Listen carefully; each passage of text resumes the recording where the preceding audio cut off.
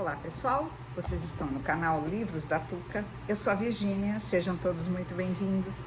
Eu hoje estou aqui para conversar um pouquinho com vocês sobre esse livro maravilhoso, incrível do Ítalo Calvino, As Cidades Invisíveis.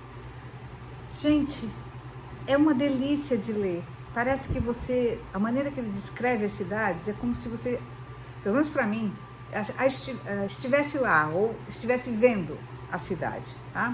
Aguardem aí, já.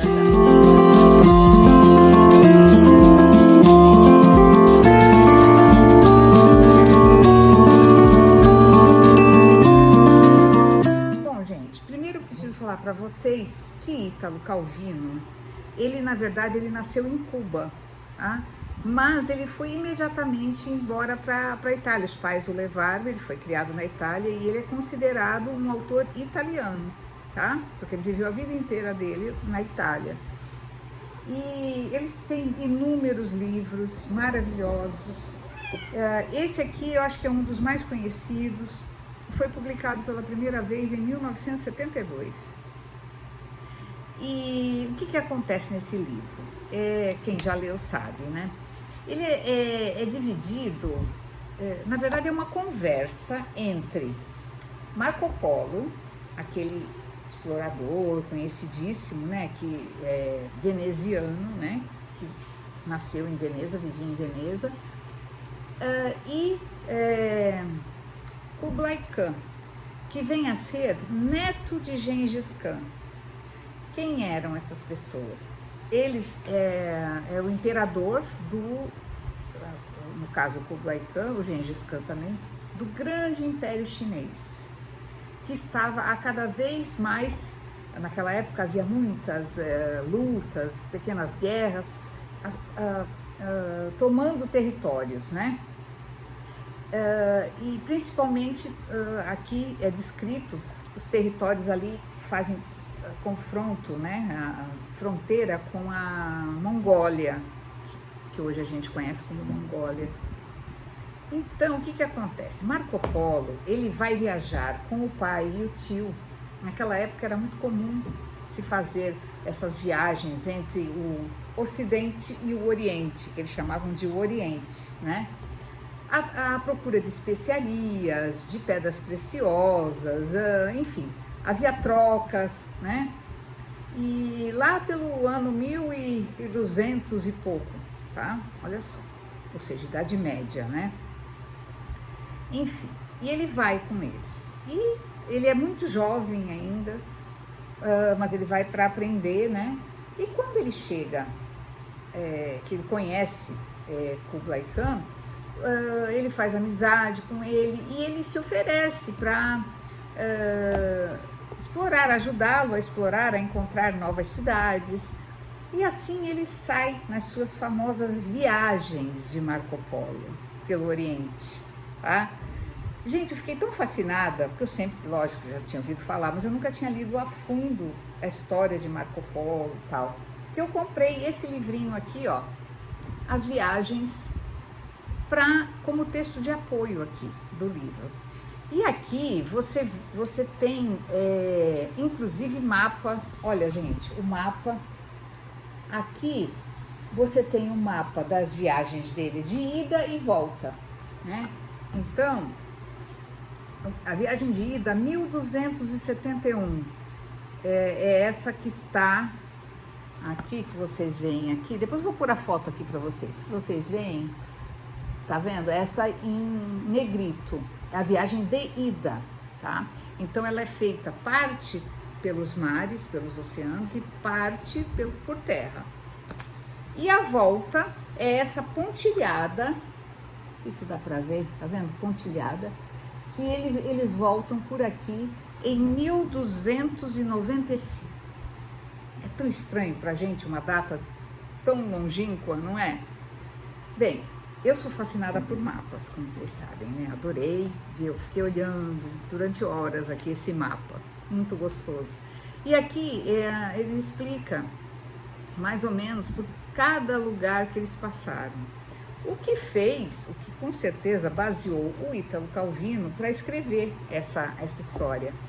Porém, aqui O Marco Polo, o que acontece? Ele vai contando para Kublai Khan, descrevendo as cidades por onde ele passou. E ele faz uma divisão nas cidades. Eu achei muito interessante, gente. Tem várias maneiras de ler esse livro. Tem os diálogos com o Kublai Khan, logo no início. Depois ele começa a descrever as cidades assim, ó. As cidades e a memória. 1. Aí depois em seguida já vem, as cidades e a memória 2. Aí depois já vem as cidades e o desejo, 1. Vai pulando, sabe? Quer ver? As cidades e os símbolos, vários tipos. Ele quer dizer com isso que existem vários tipos de cidade e algumas se assemelham, compreendem? Eu achei muito interessante. E outro detalhe, cada cidade, pelo menos acho que eu guardei de memória, tem nomes femininos. E isso é muito interessante também. Na verdade, era ele, eu acho, que colocava os nomes, né? E isso foi mantendo o Kublai Khan muito interessado e mandava que ele fosse visitar novas cidades para vir contar para ele, sabe? Então a gente vê as conversas dos dois, muito, muito bonito. Às vezes tem trechos como esse aqui, ó. Desse passado real ou hipotético, ele está excluído, não pode parar. Deve prosseguir até uma outra cidade em que outro passado aguarda por ele. Ou algo que talvez fosse um possível futuro e que agora é o presente de outra pessoa. Os futuros não realizados são apenas ramos do passado, ramos secos. Você viaja para reviver o passado? Era a esta altura a pergunta de Khan, que também podia ser formulada da seguinte maneira: você viaja para reencontrar o seu futuro? E a resposta de Marco: os outros lugares são espelhos em negativo. O viajante reconhece o pouco que é seu, descobrindo o muito que não teve e o que não terá. Para pensar no que ele falou aqui. Não é demais, gente? Não sei, gente, eu já viajei bastante também na minha vida. E eu sempre gostei de observar muito as cidades. Então, para mim, esse livro aqui foi demais, porque é muito gostoso você observar, prestar atenção na arquitetura das cidades, no povo, em como as pessoas se deslocam do lugar para o outro. E é mais ou menos isso que ele fala aqui. O que surpreende, mais no final, eu fiquei até arrepiada, foi ele contando cidades que não existiam naquela época, tá? Cidades da América. A América não havia sido descoberta ainda, gente, né? Deixa eu ver se eu vou achar aqui para ler para vocês. Eu fiquei tão fascinada, gente, porque ele começou a descrever uma das cidades mais lindas do mundo que eu já vi. Aqui é um outro trecho que eu quero ler para vocês. Não sei o que eu coloquei, acho que é aqui mesmo, peraí. Não, as cidades e os mortos também tem uma relação muito interessante. Bom, eu sei que pela descrição dele, ele estava descrevendo a cidade de São Francisco, na Califórnia, nos Estados Unidos, que não havia sido descoberta naturalmente, né? Então aquilo mexeu muito comigo, sabe? Eu achei assim o máximo. E tem um trecho que ele coloca as cidades e os mortos.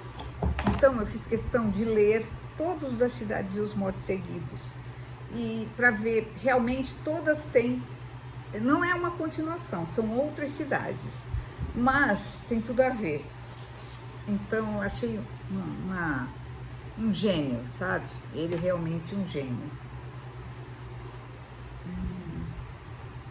Em algumas cidades, eu vou ler algumas interessantes para vocês verem, quer ver? Esmeraldina, cidade aquática.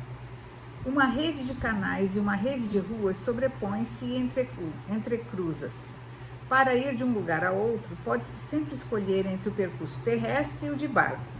E como em em esmeraldina a linha mais curta entre dois pontos não é uma reta, mas um zigue-zague, que se ramifica com tortuosas variantes, os caminhos que se abrem para o transeunte não são dois, mas muitos, e aumentam ainda mais para quem alterna trajetos de barco e transbordos em terra firme. Os habitantes de Esmeraldina são poupados do tédio de percorrer todos os dias os mesmos caminhos. Eu achei muito interessante. Essa é apenas uma para ilustrar aqui para vocês, né? Eu achei, assim, uma delícia de ler esse livro. Achei espetacular. E o final também muito interessante, tá? Ele comenta que Khan, no final, ele já tinha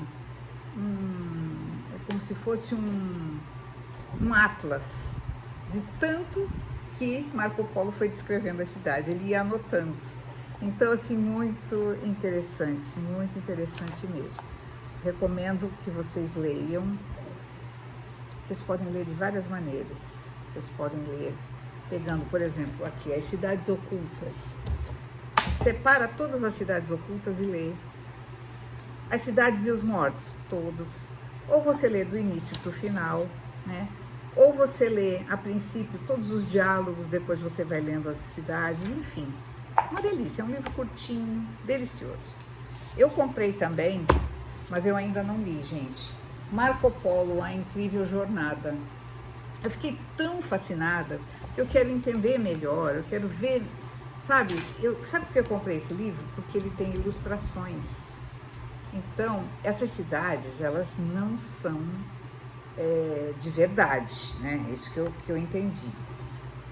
Gente, faltou luz. Acho que faltou luz, né? Tá meio escuro aqui. Eu tava com a luz acesa. Mas, enfim. Aí aqui, você vai ver ele falando de algumas cidades, o que é comido lá, o que é feito lá. Eu achei muito interessante. E também tem outro mapa. Ó, peraí, gente, deixa eu acender a luz. Não faltou luz, não. É que tava batendo sol aqui, tava mais claro, o sol escondeu. Olha, gente, que coisa mais linda. São as viagens dele também, tá? Jornada pela terra, jornada pelo mar. É mais ou menos o mesmo mapa que eu já mostrei do outro livro.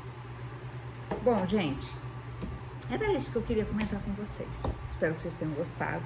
Essa foi a nossa leitura do mês de fevereiro do nosso grupo de autores latinos. Tá? Espero que vocês tenham gostado do nosso primeiro autor italiano aqui, que eu quis trazer para vocês. Um beijo, não esquece de colocar o positivo, comente se gostou, comente se já leu, comente se quer ler, eu vou adorar saber. Um beijo, tchau!